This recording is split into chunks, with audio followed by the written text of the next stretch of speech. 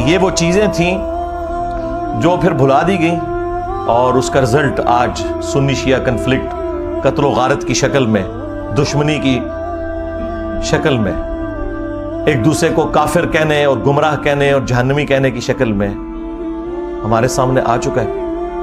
اب یہ ٹاپک اتنا لمبا ہے کہ میں اس کے اوپر فی البدی بھی بولوں تو میں نے بتایا کہ میں گھنٹوں نہیں کئی دنوں تک بیٹھ کے بولتا رہوں، اور میری ہزاروں ویڈیوز اگر کلپس بھی شامل کیے جائیں اس کے اوپر گواہ ہے کہ میں نے یہ سارے ٹاپکس مختلف ویڈیوز کے اندر کور کیے ہیں۔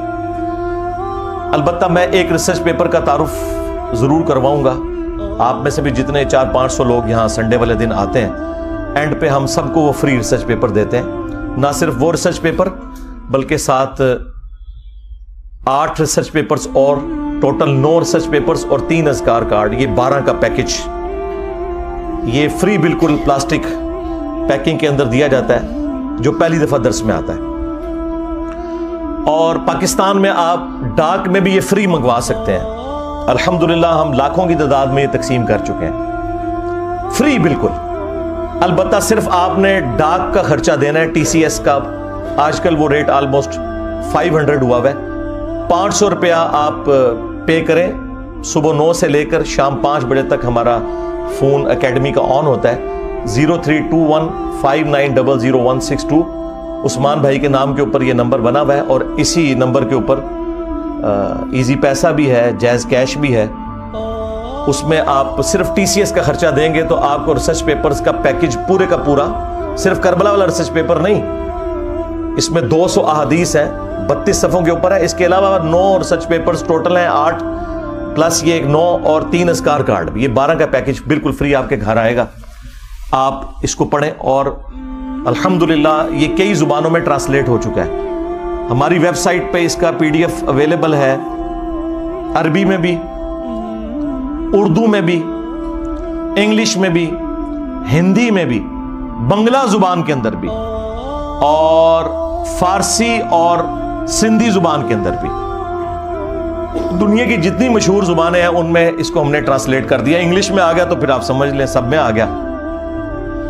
یہ ریسرچ پیپر آپ soft copy download free کریں ہماری ویب سائٹ اہلسنتپاک.com سے، وہاں سے بھی آپ پڑھ سکتے ہیں، ہارڈ کاپی بھی منگوا سکتے ہیں، تو آپ کو یہ پوری کی پوری گیم سمجھ آ جائے گی۔ یہ کربلا ایک دن میں نہیں ہوئی، اس کے پیچھے پورا ایک پس منظر ہے، کس طرح نبی الاسلام کی وفات کے بعد آہستہ آہستہ معاملات اس لیول کے اوپر بگڑے کہ صرف 50 سال کے اندر اتنی بڑی تبدیلی آئی کہ انسانی تاریخ نے اتنا بھیانک منظر نہیں دیکھا تھا جو ہمیں کربلا میں دیکھنا پڑا، اور اس کی ہیٹ آج تک ہم محسوس کر رہے ہیں۔ یہ ایک دن کے اندر نہیں ہوا، معاملات آہستہ آہستہ بگڑتے چلے گئے۔ اہل سنت اور اہل تشیع کے اندر جو اہل علم علماء ہیں ان کے درمیان یہ چیز ایگریڈ اپون ہے۔ اہل سنت جو ہیں وہ سیدنا ابوبکر صدیق رضی اللہ تعالیٰ عنہ کو نبی الاسلام کا سکسیسر مانتے ہیں، اس اعتبار سے نہیں کہ نبی الاسلام نے انہیں اپنا کوئی وصی بنایا، نبی الاسلام نے اپنا وصی قرآن کو بنایا تھا۔ یہ ٹاپک الگ سے ہے، میری اس کے اوپر ویڈیو ہے۔ اس وجہ سے کہ صحابہ کرام نے چنا، اور 6 مہینے کے بعد جب سیدنا علی نے بھی بیعت کر لی، اہل تشیع کہتے ہیں کہ وہ امت کے وسیع تر مفاد کے اندر کی، اور اہل سنت کا موقف یہ ہے کہ نہیں، وہ جسٹیفائی تھی۔ بہرحال at the end of the day اس کے اوپر متفق ہے۔ اور پھر یہ 30 سال کے بعد جب خلافت ملوکیت میں بدلی ہے، اور کس طریقے سے معاملات بگڑتے چلے گئے کہ اس کا اینڈ رزلٹ کربلا ہوئی، اس میں ہر ایک ٹاپک متقاضی ہے کہ میں اس کے اوپر گھنٹوں بول سکتا ہوں، لیکن اگر میں بولوں گا تو پھر تو یہ ساری کی ساری مجلس جو ہے یہ تو اگلی اتوار تک بھی نہیں ختم ہونی۔ اس لیے میں نے بس چند ایک باتیں آپ کے سامنے رکھی ہیں تاکہ آپ کا دماغ کھلے کہ ہم نے اس پلیٹ فارم کے ذریعے یہ حق کی آواز کیوں بلند کی ہے۔ اس لیے کہ یہ پلیٹ فارم غدیر خم کے اوپر کھڑا ہے۔ غدیر خم کے موقع پر نبی الاسلام نے قرآن اور اہل البیت دونوں چھوڑے تھے، اس لیے آپ دیکھتے ہیں کہ ہمارے پلیٹ فارم سے قرآن کی توحید کے اوپر 0 ٹالرنس ہے، اسی طریقے سے اہل البیت کے دفاع کے اوپر بھی 0 ٹالرنس ہے بالکل۔ اور جب لوگوں کے پاس جواب ختم ہو گئے ہیں تو لوگ اب قرآن و حدیث کے منکر ہونا شروع ہو گئے ہیں. وہ لوگ جو کل تک دوسرے لوگوں کو کہتے تھے کہ جب قرآن و حدیث میں یہ بات لکھی ہوئی ہے تو ہم کیوں نہ مانیں, کیوں نہ بیان کریں, آج ان کے فرقوں کے خلاف جب باتیں قرآن سے, بخاری سے, مسلم سے نکلی ہیں تو منہ چھپاتے پھر رہے ہیں. اب اس غم کو تو ہم تو نہیں دور کر سکتے. یہ تو ہو نہیں سکتا کہ آپ بخاری اور مسلم سے رفع الیدین کی حدیثیں پیش کریں اور حدیث امارہ آپ کے گلے میں پھنس جائے. ٹھیک ہے, آپ کے گلے میں تو پھنسے گی نا, ہمارے گلے میں کوئی چیز پھنسے نا تو اس کو نکالنے کے لیے یہ ہم نے 2812 رکھی ہوئی ہے. یہ میں نے اپنی بوٹل کے اوپر لکھ کے لگایا ہوا ہے 2812. تو یہ بخاری کی حدیث جو مسلم میں بھی موجود ہے, تقتلہ الفئۃ الباغیہ یدعوہم الی اللہ ویدعونہ الی النار. افسوس ہے عمار, تجھے ایک باغی جماعت قتل کرے گی, تو انہیں اللہ اور جنت کی طرف بلائے گا اور وہ جماعت تجھے جہنم کی طرف بلائے گی. اب یہ اتنے سخت الفاظ تھے اور ان کے لیے ہضم کرنے مشکل ہو گئے, کیونکہ انہیں فکر لگی کہ پھر لوگ ہم سے پوچھیں گے کہ کس رضی اللہ عنہ نے, کس رضی اللہ عنہ کو خوش کرنے کے لیے عمار رضی اللہ عنہ کو قتل کیا. تو انہوں نے بجائے مقتولین کے ساتھ کھڑے ہوتے یہ قاتلوں کے ناموں کے نعرے لگانا شروع ہو گئے, ان کے نام کی کانفرنسز کرنا شروع ہو گئے. تو کہتے ہیں جی یہ 5B ریسرچ پیپر کہاں سے آ گیا؟ سرکار جب آپ نعرے لگاؤ گے تو پھر 5B بھی آئے گا. ہاں یہ وہاں سے آیا ہے, یہ آپ نے خود اس کو دعوت دی ہے کہ یہ آئے میدان میں. مولانا مودودی رحمہ اللہ نے خلافت و ملوکیت ایبسولوٹلی نہیں لکھی تھی. اس زمانے میں محمود احمد عباسی ایک ناصبی تھا جس نے خلافت معاویہ اور یزید کتاب لکھی, ایک جھوٹی کتاب حکمرانوں کی لکھوائی بھی تاریخ سے حوالے نقل کر کے, اور قرآن و حدیث کے خلاف وہ کتاب لکھی جس میں اس نے بنو امیہ کو اونچا کیا اور اہل البیت کو نیچے. تو اس کے جواب میں مولانا مودودی نے خلافت و ملوکیت لکھی تھی. وہ تو جواب دے رہے تھے. میں نے بھی 2009 کے اندر جب ڈاکٹر ذاکر نائک نے یزید کو رضی اللہ عنہ کہہ دیا, may Allah please with him. As far as your understanding about the wall of Karbala, you said that Yazid, may Allah be pleased with him, Yazid, may Allah be pleased with him, Yazid, may Allah be pleased with him, that he was ferocious and he was a villain, etc. There's difference of opinion. We're not here to discuss about history, and neither do I want to get a difference in the Muslim Ummah. What we say, there's a difference of opinion between the Sahaba. That is history. تو بجائے اس کے کہ اس کا رد ہوتا, چند ایک علماء نے کیا, لیکن اوورال ہنگامہ نہیں کھڑا کیا جس طرح میرے خلاف انہوں نے ہنگامہ کھڑا کیا ہوا ہے. ڈاکٹر ذاکر نائک کے اوپر کون سی FIR کٹوائی ہے انہوں نے یزید کے مسئلے کے اوپر, اور میرے اوپر آئے دن یہ FIR کٹواتے رہتے ہیں. اصل میں تو بنو امیہ کی محبت انہیں اس کے اوپر ابھارتی ہے نا, پیچھے تو مسئلہ وہی ہے. اور کبھی ٹرینڈ چلانے کی کوشش کرتے ہیں اور جھوٹے الزامات لگاتے ہیں. وہ ڈاکٹر ذاکر نائک نے جب 2009 میں یہ بات کی تو میں نے اس کے جواب میں ویڈیو ریکارڈ کروائی تھی, اور حسینیت اور یزیدیت کا تحقیقی جائزہ.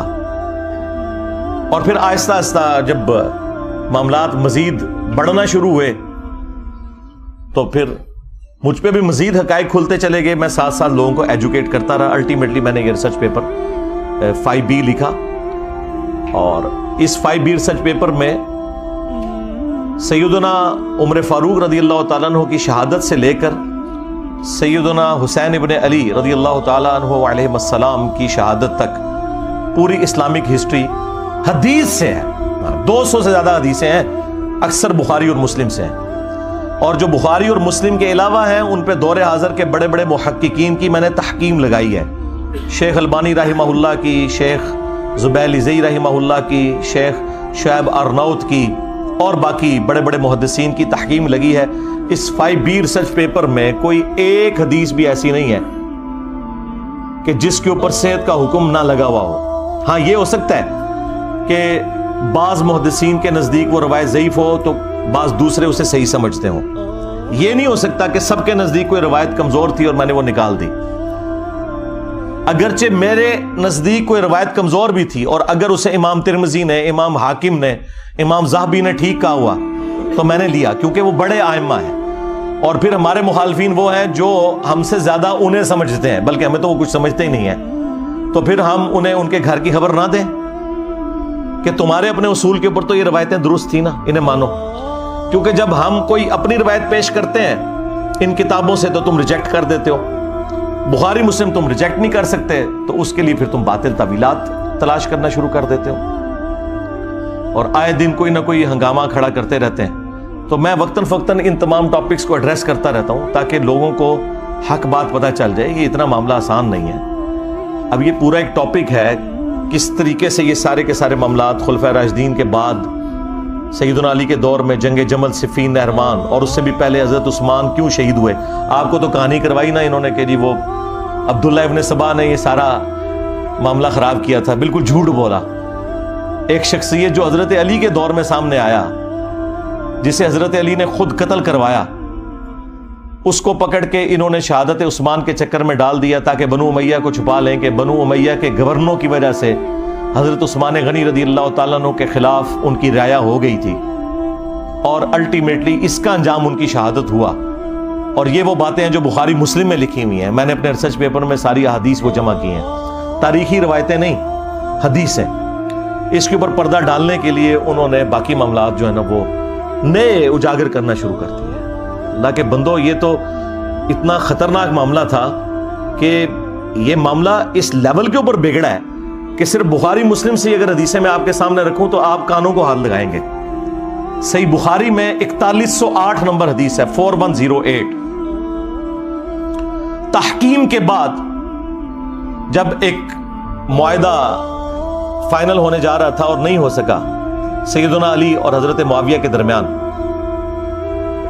اس کے بعد جب حضرت معاویہ مدینہ شریف آئے تو انہوں نے وہاں ایک خطبہ دیا.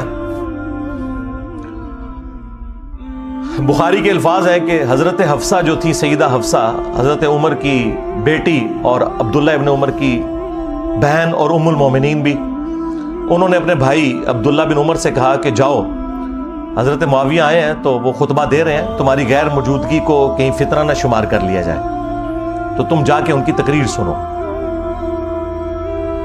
کیونکہ اس وقت پولیٹیکل اختلافات تو چل رہے تھے. تو عبداللہ بن عمر پھر وہ مجبوراً چلے گئے.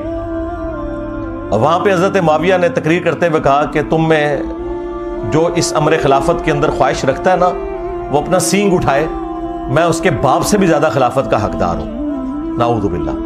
اور یہ کنایا کیا انہوں نے حضرت عبداللہ بن عمر کی طرف. وہ اگلی جو اس روایت کا حصہ ہے بخاری کا، وہ آپ کو کلیئر کر دے گا. اب یہ اتنا بڑا جملہ تھا. اب مجھے بتائیں کہ عبداللہ بن عمر کا باپ وہ ہے کہ جن کی وجہ سے رومن امپائر گری ہے اور شام مسلمانوں کے پاس آیا، اور اس شام میں بیٹھا ہوا ایک شخص امیر شام، وہ اسی کے بیٹے کو کہہ رہا ہے کہ میں تجھ سے اور تیرے باپ سے زیادہ خلافت کا حقدار ہوں. یہ بخاری شریف ہے جی، یہ اصول الکافی شریف نہیں ہے، ہاں یہ مولانا شریف نہیں ہے، یہ بخاری شریف ہے. اب عبداللہ بن عمر کو غصہ تو آیا لیکن خاموش ہو گئے. اور وہ خاموش کیوں ہوئے؟ آج بھی لوگ کہتے ہیں نا کہ جی صدیوں سے لوگ کیوں نہیں بول رہے تھے. اس زمانے میں نہیں لوگ بول سکے. وہ ہمارے استاد مولانا اسحاق صاحب والی بات ہے کہ ماما روزانہ حسین نہیں جم دیا. ہاں، حسین ابن علی اور عبداللہ ابن عمر دونوں کی نیچرز میں فرق تھا. تو بعد میں ایک دوسرے صحابی کہتے ہیں عبداللہ بن عمر سے کہ آپ نے اسی وقت معاویہ کو جواب کیوں نہیں دیا جب وہ یہ کہہ رہا تھا کہ میں اس کے باپ سے بھی زیادہ خلافت کا حقدار ہوں. تو عبداللہ بن عمر نے کہا کہ میں نے ارادہ تو کیا کہ میں اپنی گوٹ کھولوں، یعنی وہ احتبا کر کے دونوں گھٹنوں کو یوں لے کے بیٹھے تھے، اور میں اسے اسی بھرے مجمع میں جواب دوں کہ تجھ سے زیادہ خلافت کا حقدار وہ ہے کہ جس نے تم سے اور تمہارے باپ سے جنگ کی تھی جب تم لوگ کافر تھے اور ہم لوگ مسلمان تھے. یعنی تم لوگ بعد میں مسلمان ہو کر طلقاء فتح مکہ کے موقع پر تم لوگوں نے معافیاں مانگ کے اسلام قبول کیا. تم لوگ آج آ کے عمر اور اس کے بیٹے کے بارے میں کہہ رہے ہو کہ ہم اس سے زیادہ خلافت کے حقدار ہیں. مجھے بتائیں، جو شخص یہ کہے کہ میں عمر سے زیادہ خلافت کا حقدار ہوں، اس نے علی کی خلافت کہاں سے ماننی تھی؟ یہ اب سنی شیعہ سے مسئلہ اٹھ چکا ہے. جی وہ قصاص عثمان چاہتے تھے قصاص عثمان چاہنے والا یہ کہے گا کہ میں حضرت عمر سے زیادہ خلافت کا حقدار ہوں، تو انٹینشن تو انہوں نے خود کھول کے بتا دی. اچھا، تو وہ عبداللہ بن عمر کہتے ہیں میں نے ارادہ تو کیا اپنی گوٹ کھولوں اور میں ایسے کہوں کہ تجھ سے زیادہ خلافت کا حقدار اور تیرے باپ سے زیادہ وہ ہے کہ جن لوگوں نے تمہیں مار مار کے اسلام میں داخل کیا ہے.